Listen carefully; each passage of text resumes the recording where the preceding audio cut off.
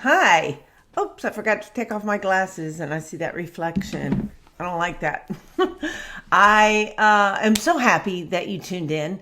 Today we're going to talk about feelings. Feelings matter. Feelings matter because there's many times that we don't give ourselves permission to feel what we're feeling. And then we're overwhelmed by that feeling because we haven't identified it and dealt with it. So it's important that we feel our feelings and that we deal with our feelings, that we recognize what they're coming from. And many times, the feelings we're having are from childhood wounds and we're viewing something wrong. And, we just have to re-navigate where our thinking is going to.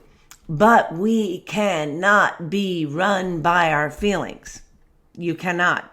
Because your feelings don't really count, in the sense that they're subject to just instantaneous change. Anything could happen.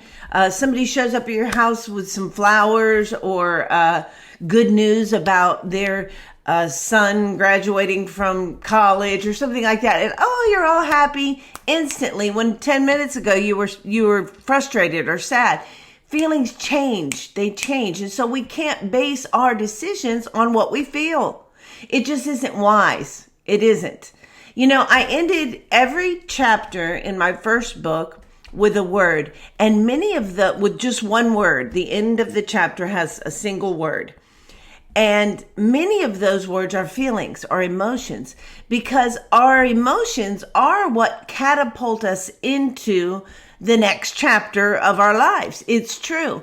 And so we feel this feeling and we go, I'm excited, let's say. Like, I'm going to be speaking in 5 prisons next week. No, the week after, I think. Anyway, I'm super excited about it. I have not spoken in prison for 8 months. And so I can't wait to get back there. And just the thrill of being there and seeing people hopeful and come to life and make jokes with them. And I know that their day is better because they had an outside person who cared enough to share the truth with them. It's a big deal. And I love doing it. And writing and recording the audiobook has kept me from doing that. Now, those were important things that I needed to do. And I can't just say, I feel like going to prison, I'm going to go. Because if I step outside of what God has for me to do what I feel like doing, I miss the blessing. So don't let yourself be run by your feelings. Don't make decisions based on what you feel.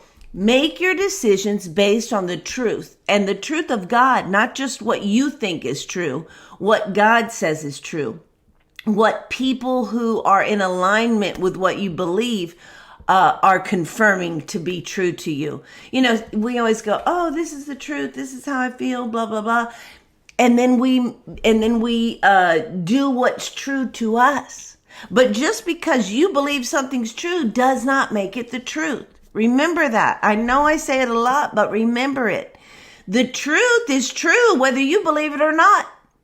And so we've got to seek out what is the truth of God. What would God have me do in this situation? And sometimes you're like, God doesn't talk to me and I can't get an answer. Well, this is the key to me.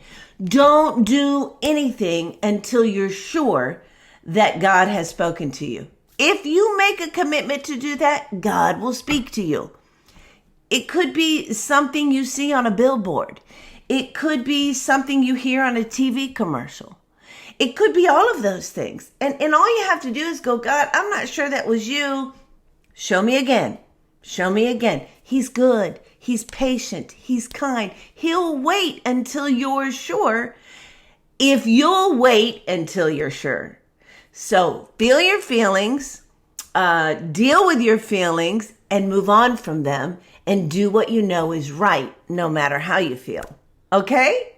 Practicing that will make your life better this week. And that's what this timeout's all about. It's about being quiet and being still and hearing something different from the Lord and then responding to it. Okay? Have a great week.